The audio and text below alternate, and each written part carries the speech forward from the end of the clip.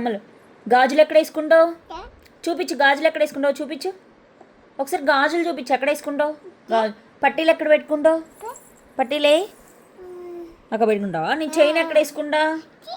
అక్కడ వేసుకుంటావా? బొట్టు ఎక్కడ పెట్టుకుంటావు?